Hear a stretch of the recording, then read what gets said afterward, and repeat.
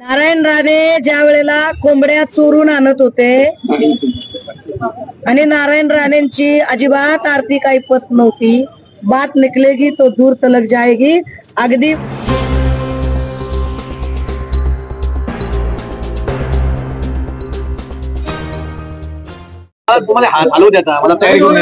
जय महाराष्ट्र। शिवसेना उद्धव बाळासाहेब ठाकरे पक्षाच्या वतीने या पत्रकार परिषदेमध्ये सर्व इलेक्ट्रॉनिक आणि प्रिंट माध्यमांच्या मान्यवर प्रतिनिधींचे मनपूर्वक स्वागत। आपण सगळ्यांना आपण अवगत आहात ज्या पद्धतीचं वातावरण सध्या महाराष्ट्रात चालू आहे।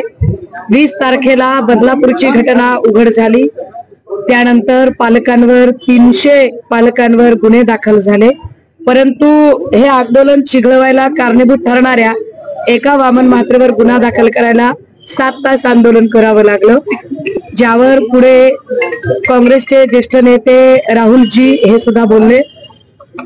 काल सुद्धा शिवप्रेमींनी जे आंदोलन मालवण मध्ये केलं, याही आंदोलनाच्या ठिकाणी पोलिसांनी कितीही प्रयत्न केला तरी नारायण राणे यांचे गुंड आणि त्यांची गुंडागर्दी ही भारी पडली। त्या गुंडागर्दीने जो धिंगाणा घालायचा प्रयत्न केला, या सगळ्यातनं एक मोठी गोष्ट पुढे येते, ती अशी की सरकारला आंदोलन हाताळता येत नाही। सरकारला आंदोलन हाताळण्यापेक्षा सुद्धा आंदोलन चिघळवण्यामध्ये जास्त रस आहे। सरकार आंदोलन चिरडण्याचा प्रयत्न करतं, चिघळवण्याचा प्रयत्न करतं, मग ते आंदोलन मराठा आरक्षणाचं असेल तिकडे लाठीचार्ज करतात, इकडे देहू आळंदीला वारकरी असतील तरी लाठी हल्ला केला जातो, बारसू रिफायनरी मध्ये कोणी न्याय मागायला गेला लाठी हल्ला अश्रुधूर सोडला जातो, बलात्कार झाला म्हणून पालक जाब विचारायला गेले तर पालकांना सुद्धा लाठीचार्ज आणि अश्रुधुराला सामोरं जावं लागतं। आणि काल पुन्हा तोच प्रकार। याचा अर्थ स्पष्ट आहे की सरकारला आंदोलन हाताळता येत नाही, सरकार आंदोलन चिघळवण्याचा जास्तीत जास्त प्रयत्न करतं। ज्या पद्धतीने छत्रपती शिवरायांचा पुतळा खाली आला, खरं तर यावर अजूनही आमची अपेक्षा होती की राज्याचे गृहमंत्री तथा उपमुख्यमंत्री आणि महाराष्ट्र भाजपाची एक महत्वाचं नाव म्हणून देवेंद्र फडणवीस यांनी भाजपाच्या वतीने मोदी सरकारच्या वतीने एक पत्रकार परिषद घेऊन पत्रकारांनी जे प्रश्न उपस्थित केलेत, इतिहास संशोधकांनी जे प्रश्न उपस्थित केलेत, नागरिकांच्या मनातले जे संतप्त सवाल आहेत त्यांचं उत्तर देणं अपेक्षित होतं, परंतु तसं उत्तर त्यांनी देणं टाळलेलं आहे। या सगळ्या संदर्भाने जेव्हा मुळात हा पुतळा उभा केला गेला होता तेव्हाच इतिहास संशोधक इंद्रजित सावंत यांनी 4 डिसेंबर 2022 ला पत्र लिहून कळवले होते की सदरील जो पुतळा आहे याचं एकूण शरीर सौष्ठव बघता, ही एकूण कलाकृती बघता कुठलाही पुतळा उभा करायचा असेल तर पुतळा उभा करण्याच्या आधी अस्थेटिक अर्थात कला संचालनालयाच्या अधिपत्याखाली एका समितीला ते सगळं काम दाखवणं भाग असतं। देवेंद्र फडणवीसांना आमचा प्रश्न आहे, काय कला संचालनालयाच्या समितीला हे काम दाखवलं गेलं होतं का? समितीने त्याला हिरवा कंदील दिला होता का? समितीने जर हिरवा कंदील दिला होता तर ते कोण असे विद्वान प्राणी होते की ज्यांना शिवाजी महाराजांच्या पुतळ्याचं शरीर सौष्ठव कळलं नाही? आणि जर त्यांनी तो हिरवा कंदील दिला नसेल, ती परवानगी दिली नसेल तर घाईघाईने पुतळा का उभा केला? हा पहिला प्रश्न। छत्रपती संभाजीराजे यांनी सुद्धा या संदर्भाने 12 डिसेंबर 2023 ला पत्र लिहून श्रीयुत नरेंद्र मोदीजी या देशाच्या पंतप्रधानांना कळवलं होतं की सदरील पुतळा हा बेढप दिसत आहे, हा पुतळा महाराजांच्या शरीर सौष्ठवासारखा दिसत नाही, त्यामुळे यावर काय ते तात्काळ आपण उत्तर देणं भाग आहे, पण तेव्हा सुद्धा यावर उत्तर दिलं गेलं नाही। या सगळ्या संदर्भाने या पुतळ्यामध्ये जाणीवपूर्वक महाराजांची विकृती करण्याचा प्रयत्न ज्या आपटेने केला हे फार विशेष आहे की बदलापूरच्या प्रकरणातही आपटे आहे आणि इकडच्याही प्रकरणात आपटे आहे। या दोनही आपट्यांना जर देवेंद्र फडणवीस पाठीशी घालणार असतील तर देवेंद्र फडणवीस आणि त्यांच्या पक्षाची सत्ता कशी आपटायची हे महाराष्ट्राच्या जनतेला चांगलं कळतं. ज्या आपटेच्या संदर्भाने बोललं जातं तो आपटे हा सनातन प्रभातशी कसा संबंधित आहे आणि सनातन प्रभातशी याचं काय नातं आहे हे स्पष्टपणे दिसतं. कारण या माणसाची मुलाखत, याचं वय किती यावर मला जायचं नाही, कारण लहान वयातही माणसं मोठी कामं करू शकतात हा आम्हाला संत ज्ञानेश्वर माऊलींचा वारसा सांगतो. त्यामुळे मला वयावर टिप्पणी करायची नाही. पण जो माणूस 1.5 फुटाचा सुद्धा पुतळा उभा करू शकत नाही, ज्याचं काम 1.5 फुटापेक्षा कमी पुतळे उभे करण्याचं होतं, अशा माणसाला एवढं मोठं काम का दिलं गेलं याच्या जेव्हा आम्ही खोलात जातो तेव्हा असं लक्षात येतं की हा माणूस म्हणजे कोण आहे, तर हा जयदीप आपटे. हा जयदीप आपटे सोबत नितेश राणे दिसत आहेत. नितेश राणेचा आणि जयदीप आपटेचा हा कुठला दोस्ताना घरात कुणी नसताना आहे ते सांगितलं गेलं पाहिजे.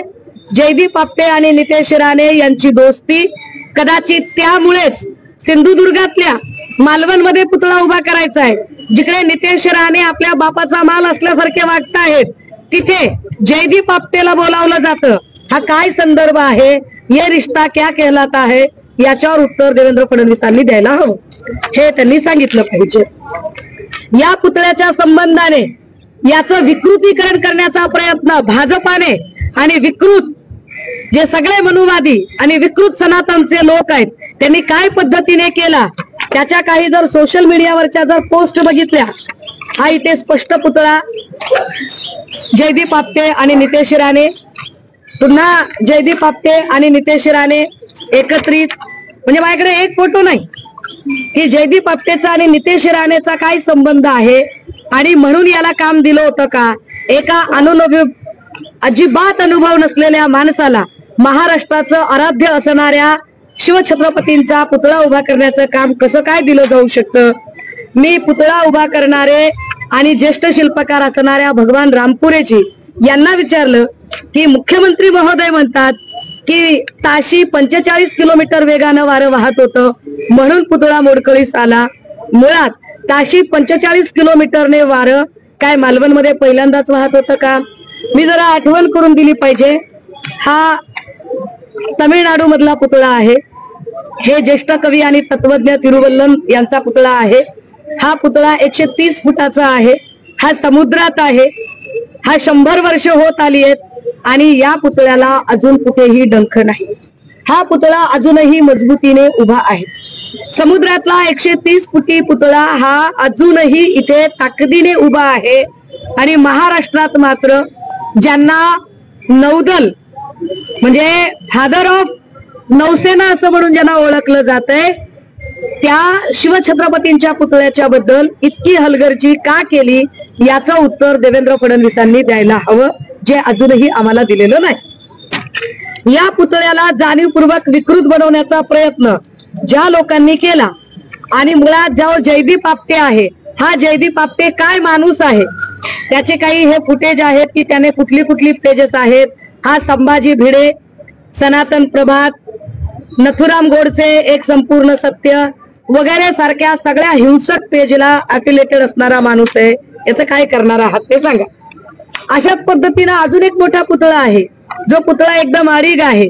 म्हणजे आपल्याकडे पुतळे चिकार उभे राहिले पण त्या पुतळ्याच्या सुरक्षेचा विचार केला गेला. हे आवर्जून सांगायला हवे की पुतळ्याच्या कुठल्याच महाराजांच्या पुतळ्याच्या कपाळावरची जखमेची खून दाखवलेली नाही. आपटेने जाणीवपूर्वक जखमेवरची ती कपाळावरची जखम का दाखवली, आपटेला नेमकं काय सांगायचं होतं, आपटेला शिवछत्रपतींचा अवमान करायचा होता का, आपटेने याचं स्पष्टीकरण आणि सरकारने सुद्धा याचं स्पष्टीकरण का मागितलं नाही. देवेंद्र फडणवीस आणि भाजपाची अशी इच्छा आहे का की छत्रपती शिवाजी महाराज, शाहू फुले आंबेडकर ही आमची अस्मिता आहे, आमची वैचारिक धरोहर आहे, ही सगळी वैचारिक धरोहर नामशेष करत काय तुम्हाला गोळवलकर आणि हेडगेवार स्थापित करायचे आहेत का. गोळवलकर आणि हेडगेवार यांना स्थापित करण्यासाठी हे सगळं नाटक चाललेलं आहे का, हे एकदा त्यांनी सांगितलं पाहिजे. आता जरा महत्वाच्या मुद्द्याकडे. काल देवेंद्र फडणवीस यांना विचारलं गेलं की अहो राणे काय बोलतायत जरा बघा, राणे काय म्हणतायत त्यावर ते असं म्हणाले की जेवढं मी त्यांना ओळखतो त्यानुसार त्यांचा तो अजिबात स्वभाव नाही, ते अशा पद्धतीने कधीही कुठेही धमकी वजा बोलू शकत नाहीत. देवेंद्र फडणवीसांनी केलेलं कौतुक, त्यांची स्मरणशक्ती हल्ली कमी झाली आहे. मी त्यांना बहीण म्हणून काळजीने 1-2 किलो बदाम पाठवेन, कारण अजितदादांबद्दलही चक्की पिसिंग वगैरे डायलॉग केले आणि नंतर त्यांच्यासोबत पाठोपाठ लव्ह मॅरेज झालं. ज्या देवेंद्र फडणवीसांनी काल राणेंचं कौतुक केलेलं आहे त्या देवेंद्र फडणवीसांना हे कुणीतरी सांगायची गरज आहे. काय म्हणाले काल देवेंद्र फडणवीस की हे पूजा चव्हाण प्रकरणावरही असेच बोलले होते. यांना बदलापूरचं प्रकरण आता राजकारण वाटतंय. हे राजकारण करणारे देवेंद्र फडणवीस आहेत.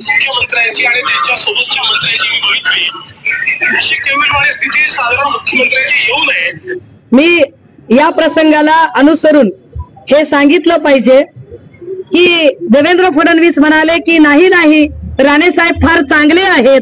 ते किती चांगले आहेत त्यांची तारीफ स्वतः देवेंद्र फडणवीस साहेबांनी सभागृहाच्या पटलावर केली आहे. या अनुषंगाने एक चांगलं मोठं राजकीय भाषण केलं. पुष्कळ दिवसांनी विरोधी पक्षाच्या भूमिकेत राणेसाहेब आल्यामुळे खरं म्हणजे राणेसाहेब एक गोष्ट आपण विसरले. जर रेकॉर्ड काढून बघितलं ते जे शेतकऱ्यांच्या आत्महत्येबद्दल 302चा गुन्हा दाखल करा ही मागणी मी नव्हती केली, तुम्ही केली होती. खूप गोष्टी शिकलो तुमच्याकडनं. तुम्ही आमचे नेतेच होता. हे जे म्हणायचे तेच लावून धरायचो की नाही, त्याच्या मागे होतं कोण? आम्हीच.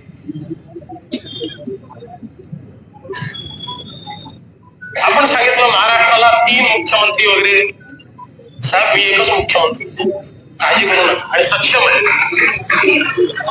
हे किती सक्षम आहेत हे तर स्पष्टपणे दिसतंय. एक रवी इकडे, एक रवी तिकडे. कोण सांगताय?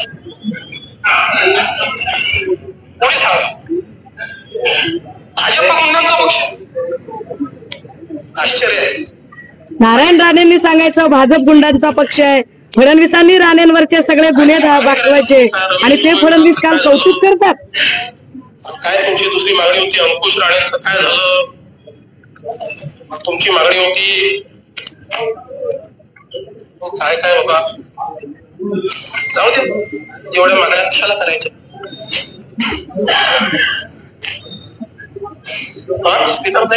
मला माहिती होते तुम्ही मागण्या करायची त्यावेळी मी त्याच्यात. आणि तुम्ही सांगायचं भाजप गुंडांचा पक्ष. ज्या श्रीधर नाईक आणि सत्यजित भिसेबद्दल देवेंद्र फडणवीस बोलत आहेत.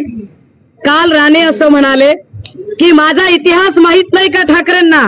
होय नारायणराव, तुमचा इतिहास आम्हाला चांगला माहिती आहे. तुमचा इतिहास पोल्ट्री फार्म पासूनचा आम्हाला माहिती आहे. तुमचा इतिहास आम्हाला तिथपासून माहिती आहे.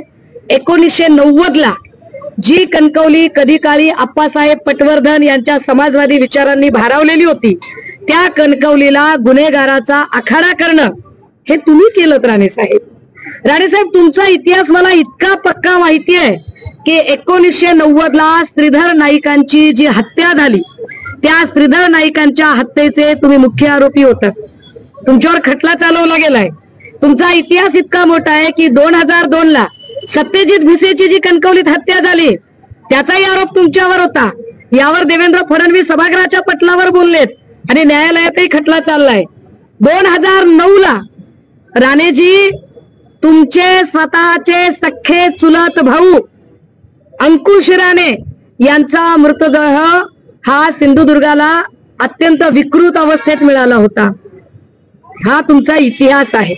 तुमचा इतिहास हा आहे की मुलुंडचा HD व्हिडिओ स्पेशालिस्ट सोमय्या याने अविघ्न पार्क मधला जो सगळा घोटाळा आहे तो घोटाळा काढून तुमच्या मागे ईडी लावली होती.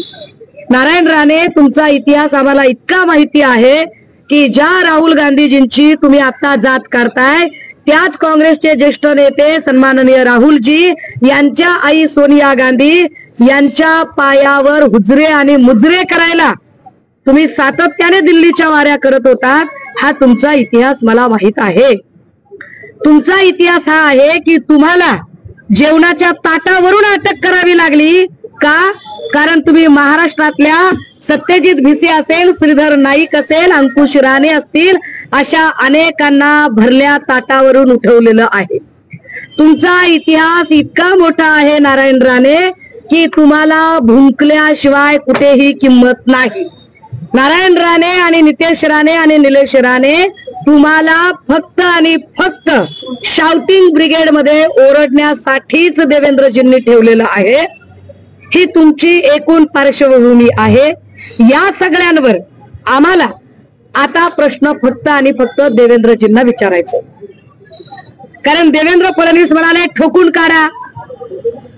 त्यावर नितेश राणे म्हणतोय की आमचा बाप सागर बंगल्यावर आहे, पोलिसांच्या आशा बदल्या करेल की त्या बदल्या तुम्हाला बायकोला फोन लागणार नाही, पोलिसांना व्हिडिओ रेकॉर्ड करता का म्हणून धमकावतो. कालच्या फुटेज मध्ये निलेश राणे पोलिसांना धक्काबुक्की करताना दिसत आहे. कालच्याच फुटेज मध्ये महिला पत्रकारांच्या अंचटीला येतानाचे प्रयत्न दिसत आहेत. कालच्याच फुटेज मध्ये एबीपी माझाचा बूम ओढायचा प्रयत्न झाला. पुढारीच्या पत्रकाराला दमदाटीची भाषा झाली. इथे पुण्यामधल्या एका महिला पत्रकाराला काय पद्धतीने नितेश राणेने भाषा वापरली तोही इतिहास माहिती आहे. तुमचा इतिहास हा संस्कार नसलेल्या कुटुंबाचा इतिहास आहे आणि अशा संस्कार नसलेल्या कुटुंबाबद्दल काय भूमिका घ्यायची हे आता देवेंद्र फडणवीसांनी सांगावं लागेल. देवेंद्र फडणवीस साहेब, जर आज तुम्ही नितेश राणे, नारायण राणे यांच्यावर गुन्हे दाखल करणार नसाल, त्या दिवशी न्यूज 18 लोकमतच्या लाईव्ह डिबेट मध्ये विलास बडेंनी प्रश्न विचारल्यावर नितेश राणे थेट विलास बडेंना सुद्धा धमकावण्याच्या सुरात बोलत होते की विलास तुम्ही हिंदू नाहीत का? इतकी मुजोर भाषा ज्या नितेश राणे आणि निलेश राणेंची आहे, तो मुजोरपणा देवेंद्रजी तुमच्या त्यावर आणि हो, देवेंद्र फडणवीस म्हणतायत की नौसेनेचं काम होतं इंटरनॅशनल इव्हेंट करून क्रेडिट घेताना बोलला नाहीत. हे क्रेडिट महाराष्ट्रातल्या नेत्यांनी घेतलं. पुतळा पडल्यावर जर तुम्ही नौसेनेकडे हात करत असाल तर नौसेनेची जबाबदारी राजनाथ सिंग सांभाळतात. राजनाथ सिंग भाजपचे नेते आहेत. देवेंद्रजींनी स्पष्ट करावं, काय तुम्ही राजनाथ सिंगांना आरोपीच्या पिंजऱ्यात उभे करणार आहात का? या सगळ्या प्रश्नांची उत्तरं देवेंद्रजींनी द्यावीत. गुन्हा लवकर दाखल झाला नाही तर आंदोलनाची पुढची जी आमची दिशा आहे ती आम्ही तुम्हाला सांगू. कला संचालनाला याचा उल्लेख केला, त्याच्या अधिकाऱ्यांनी दावा केलाय की नौदलानं आमच्याकडे साधारणतः 6 फुटांची परवानगी मागितलेली होती, मात्र 30 फुटाचा पुतळा अचानकपणे कसा आला याची कल्पना आम्हाला येईल. कला संचालनालय समितीकडे हे सगळं कामकाज दाखवणं गरजेचं असतं. त्यांच्या देखरेखीखाली त्यांनी परमिशन देणं गरजेचं असतं. जर आता कला संचालनालय म्हणतंय की आम्ही 6 फुटाची परवानगी दिली होती तर हा प्रश्न संरक्षण मंत्र्यांनाही विचारावा लागेल, हा प्रश्न नौसेनेला विचारावा लागेल. आणि महत्वाचं, इंटरनॅशनल इव्हेंटसाठी घाईघाईने एखादा पुतळा उभा करण्यासाठी 6 महिने वर्ष लागतं, पण निवडणुका डोळ्यासमोर ठेवून तुम्ही राम मंदिर घाईघाईने बांधता, तुम्ही घाईघाईने संसद बांधता, तुम्ही घाईघाईने पुतळे उभे करता आणि जिथे हात लावता त्याची माती करता. त्यामुळे याचा अर्थ कला संचालनालयाचाही संबंध येत नाही.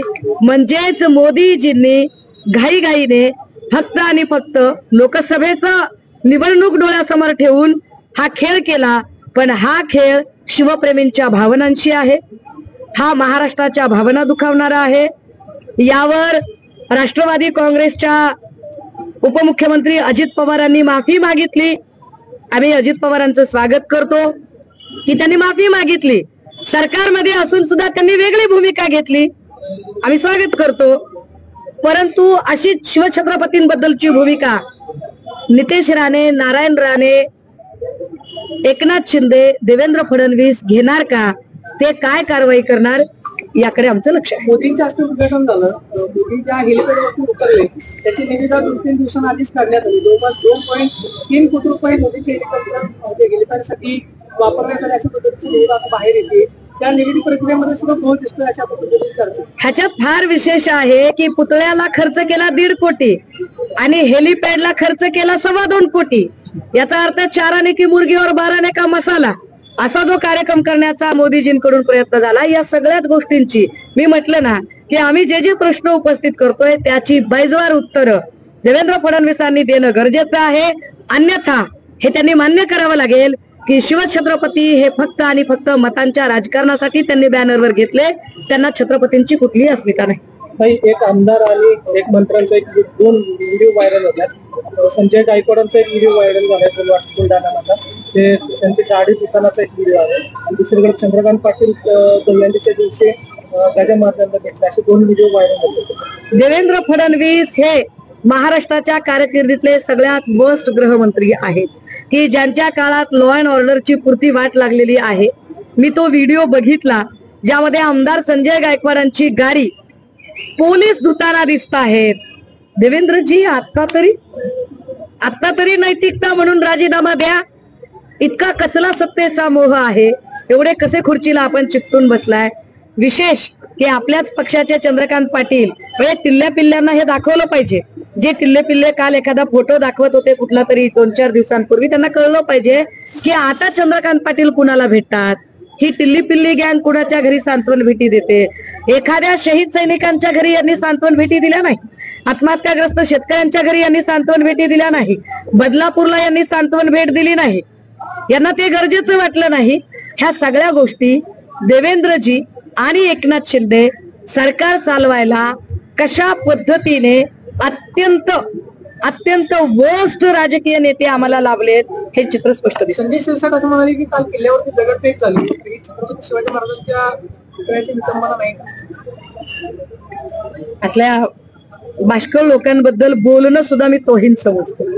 नारायण पत्रकारे धमकीवरचा इशारा सगळीकडे देत आहेत. मात्र काल देखील ते म्हणले होते की जेव्हा शिवसेना स्थापन नव्हती झाली, आदित्य ठाकरे लहान पोरगा शेमडा बनत होता, त्यावेळेसपासून मला शिवसेना माहिती, आता त्यांनी आम्हाला शिवसेना शिकवू नाही म्हणून असं एक प्रकारचं. नारायण राणे ज्या वेळेला कोंबड्या चोरून आणत होते आणि नारायण राणेंची अजिबात आर्थिक ऐपत नव्हती, तेव्हा त्याच्याही खूप आधीपासून प्रबोधनकार ठाकरेंनी मुहूर्तमेढ रोवलेली ही शिवसेना आहे. त्याच्यावर कपडे बदलतात तशा निष्ठा बदलणाऱ्या, हा शब्द होता ना पुण्यात वापरलेला, कपडे बदलावे तशा निष्ठा बदलणाऱ्या राणे आणि त्यांच्या त्या टिल्ल्या पिल्ल्यांकडून आम्हाला ऐकायची गरज नाही आणि त्यांनी आम्हाला शहाणपण सांगायची गरज नाही. बात निकलेगी तो दूर तलक जाएगी. अगदी मग नारायण राणेंच्या घरातले कलर टीव्ही का फुटतात तिथपर्यंत ती गोष्ट जाईल, आम्हाला त्या थरापर्यंत जायचं नाही. अजित पवार बोलताना असं म्हणाले सभेमध्ये की महिलांच्या बाबतीमध्ये कुठल्या अधिकाऱ्यांनी दिरंगाई केली तर त्या अधिकाऱ्याला मी चक्की कशाला लावली. कोण म्हणतंय? अजित पवार. हे मग का लावलं नाही अजून? का 7 तास आम्हाला आंदोलन करायला का वेळ लागला? बदलापूरच्या नंतरच्या किती घटना घडल्या, इथे खडकवासल्यामध्ये घटना घडली ना, 10 वर्षाच्या लेकरासोबत दुष्कर्म झाले. काय केलं खडकवासल्याच्या बाबतीत बरं? आता औषधामध्ये काल घटना घडली, परवा दिवशी 70 वर्षाच्या आजी यांच्यासोबत दुष्कर्म करून हत्या झाली. काय केलं त्याचं? का बरं पोलिसांचा धाक उरलेला नाहीये? अहो पोलिसांना जर आमदार गाड्या धुवायला लावले तर कसं काय धाक उरेल बरं? उद्घाटन मोदींनी केले, त्यांनी माफी मागितली पाहिजे. नाही, मोदींनी तर माफी मागितलीच पाहिजे, पण मुद्दा हा आहे की तुम्ही 1.5 दिवसात पुतळा उभा करता म्हणजे काय? हा आपटे फरार कसा काय झाला? या आपटे सोबतचे जे मी मगापासूनचे जे सगळे फोटो दाखवते हे काय प्रकार आहे? हे नितेश राणेचा आणि याचा काय गौड बंगाल आहे ते आम्हाला एकदा कळलं पाहिजे ना. फोटो दाखवायचा फार शौक आहे ना नितेश राणेला, मग हे सगळं काय आहे गौड बंगाल हे एकदा कळलं पाहिजे लोकांना. का वाचवलं जातंय अजूनही ह्या सगळ्यांवर बोललं पाहिजे. आणि तुम्ही जे म्हणताय की धमक्या वगैरे देतायत, राणेंनी धमक्या दिल्या आणि कोणाला इजा झाली, पत्रकारांना हो, शिवसैनिकाला हो, पोलिसांना हो, मला असं वाटतं की त्याची जबाबदारी राणेंवर न ढकलता त्याची जबाबदारी देवेंद्र फडणवीस यांच्यावर ढकलायला हवी. कारण देवेंद्र फडणवीसांनी राणे नावाचा माथे फिरू मोकाट सोडलेला आहे. ज्या माथे फिरूला अजिबात लॉ अँड ऑर्डर कशाशी खातात कळत नाही. मुख्यमंत्र्यांकडून तर मी अपेक्षाच करू नये, कारण ज्या शांतिगिरीने दंगल निर्माण झाली ज्याच्यामुळे, त्या शांतिगिरीच्या पाठीशी मी ठामपणे उभा आहे असं म्हणणाऱ्या मुख्यमंत्र्यांकडून आम्ही काय अपेक्षा करावी? मला वाटतं की या सगळ्यांना उत्तर महाराष्ट्राची जनता फार ताकदीनं देईल. जे बाबतीला जो पुतळा बनवला त्याच्या शिवाजी महाराजांची पाहायला मिळते की आंबेडकरांच्या वेळी महाराजांना जाणीवपूर्वक महाराजांच्या संबंधाने महापुरुषांचं विकृतीकरण करण्याचा प्रयत्न हा जयदीप आपटे आणि आपटेंसारख्या लोकांचा आहे. मी आपल्याला जे पेजेस दाखवले, संभाजी भिडेंचं पेज आणि अनेक पेज, या पेजवर त्या खुनेबद्दल अत्यंत कुत्सित भावनेने जयदीप आपटे बोलत आहेत. या जयदीप आपटेचा नेमका अजेंडा काय होता ठरवून, कारण त्या पुतळ्याची वेशभूषा, त्यांच्या पायातल्या वाहना, त्यांनी हातात घेतलेलं शस्त्र, ह्या सगळ्या गोष्टी बघितल्या तर या पुतळ्याबद्दल कुठलाही शास्त्रीय अभ्यास केला नव्हता हे चित्र स्पष्ट आहे. अशा सगळ्या परिस्थितीत जाणीवपूर्वक, मी मगाशी म्हटलं, गोळवलकर आणि हेडगेवार स्थापित करायचे आहेत म्हणून तुम्ही शिवछत्रपती फुले शाहू आंबेडकर यांच्या अस्मिता पायदळी तुडवण्याचा प्रयत्न करत आहात का? सरकारने आता समिती नेमल्या, वाटते का तुम्हाला काही? समिती नेमून काय होते दादा? अहो, आम्ही क्लिअर कट सांगतोय ना, 45 किलोमीटर ताशी वेगानं वारं वाहते असं जर म्हणताय तुम्ही, तर त्याच्यापेक्षा मोठे पुतळे आम्ही तुम्हाला दाखवतोय ना. आणि जर तुमचं असं म्हणणं असेल की नाही बाबा आमचा पुतळा कमकुवत होता, उभा कशाला केला? गरज काय होती तुम्हाला? काही तुमच्या वाचून अडलं नाहीये. शिवछत्रपती आमच्या मनामनात, आमच्या धमन्या धमन्यात, आमच्या रक्तवाहिन्यांमध्ये आहेत. गरज नाहीये त्याच्यासाठी मोदींनी ह्या सगळ्या कर्मकांड करण्याची. जर तुम्हाला आमचे महापुरुष आणि त्यांचं इमान राखता येत नसेल, त्यांची अस्मिता पायदळी तुडवायची असेल, तर तुम्ही आमचे पुतळे उभे करायच्या भानगडीत पडू नका. तुमची संघी विचारधारा तुम्हाला लखलव. थँक्यू. चला, धन्यवाद.